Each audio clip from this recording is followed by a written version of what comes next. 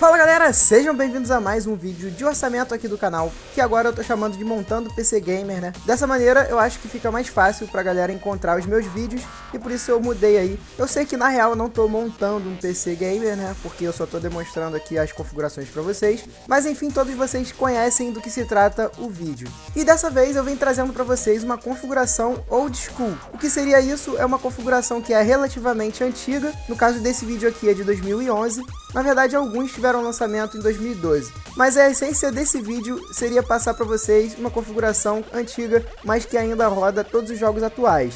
Essa foi uma sugestão de vocês lá na fanpage, e para quem ainda não curtiu, o link tá aqui na descrição, assim também como o meu Twitter.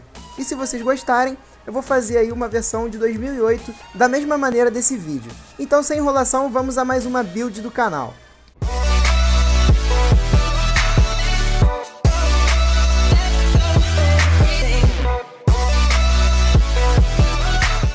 O CPU, e galera, não confundem, CPU não é o gabinete, CPU é o processador, é um i5 2500K. Esse processador, ele era a sensação do momento quando foi lançado, porque ele tinha um ótimo desempenho e além disso era o i5 mais top de linha. Então a galera aí comprou bastante esse processador. Por ser da segunda geração, ele ainda é 32 nanômetros, mas mesmo assim a linha SandBridge era muito boa. E até hoje esse processador é muito procurado. Se você tiver a oportunidade de comprar ele usado, pode comprar porque é desempenho garantido. Assim como a maioria dos i5, ele é quad-core e ele tem um clock base de 3.4 GHz com um turbozinho para 3.7. O TDP dele é de 95 watts e o socket dele é o LGA 1155. Reparem que quando você tiver que comprar uma placa-mãe, ela também terá que ter socket 1155.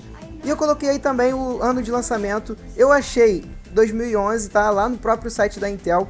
Mas eu não sei se aqui no Brasil chegou em 2011 realmente. Pode ser que a gente tenha algum atraso, né? Brasil, e sabe como é que é. E lembrando também que quando você compra o processador, já vem aí no conteúdo da embalagem a dissipação padrão, que é o suficiente para o processador em estoque, que seria sem overclock.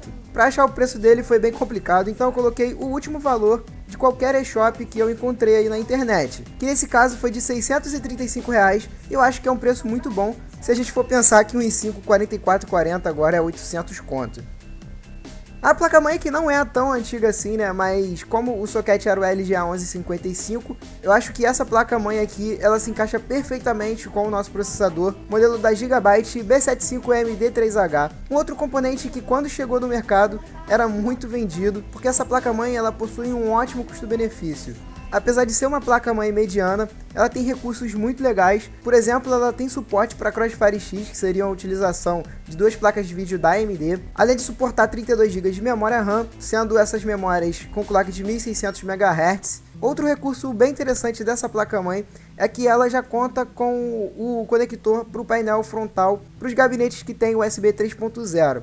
Lembrando mais uma vez que o socket é o LGA 1155, né? Mesmo do processador. E esse produto ele não é tão antigo. Ele é de 2012, tem 3 anos. Apesar de que 3 anos no ramo de hardware a gente sabe que é muita coisa. E na época que ela foi lançada o dólar estava baixo, né? Então o valor dela beirava aí cerca de 250 reais. Hoje em dia, o último valor que eu encontrei dela, ela ainda está à venda, foi de R$ 362 reais, um preço absurdo, né? Se a gente for botar em comparação com 2012. Mas é o que, infelizmente, a gente só tem a reclamar desse governo. Toda vez eu falo aí do governo que não tem como ser diferente, né? Memória RAM que é muito boa é a Kingston HyperX Blue.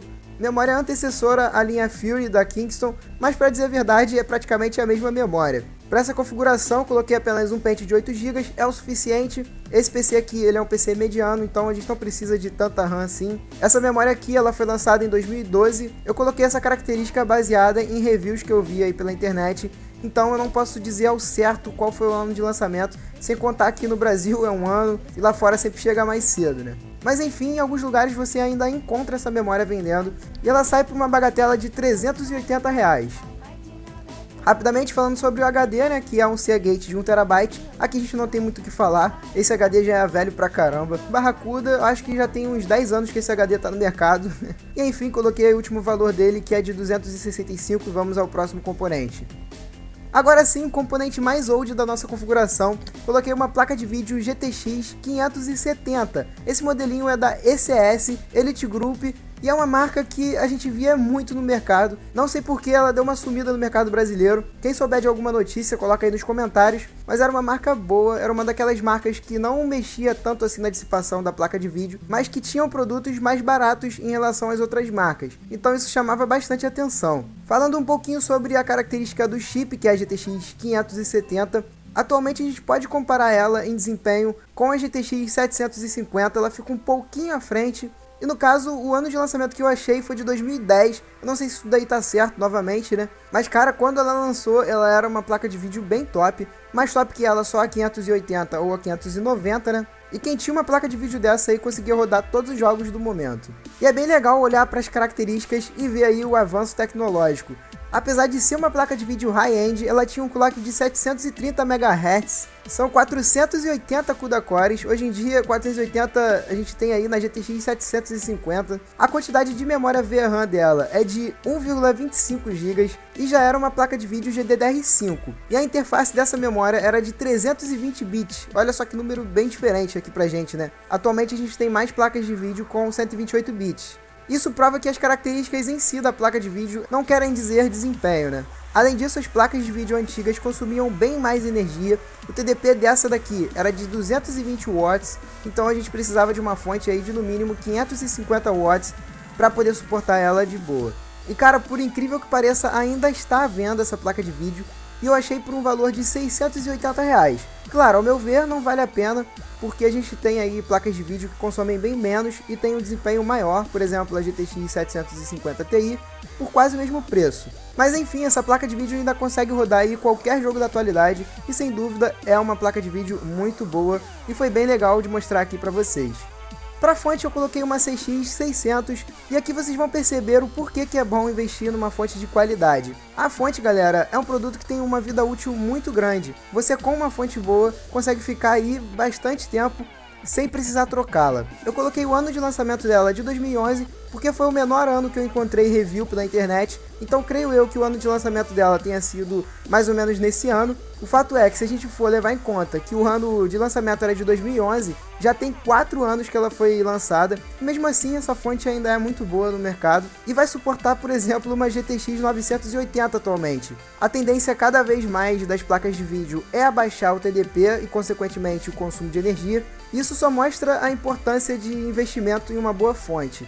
Enfim, as características dessa fonte vocês já conhecem, ela tem selo 80 Plus bronze, todas as proteções devidas para um PC gamer, além de ter conectores bem longos e que vão facilitar aí no cable management. Fontezinha que ainda está no mercado e o valor dela é de R$330.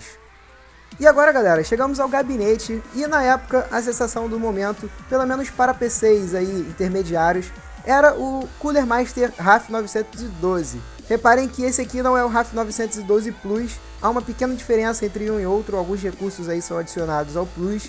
Por exemplo, esse aqui leva na parte interna a cor cinza, enquanto o Plus tem uma pintura toda preta.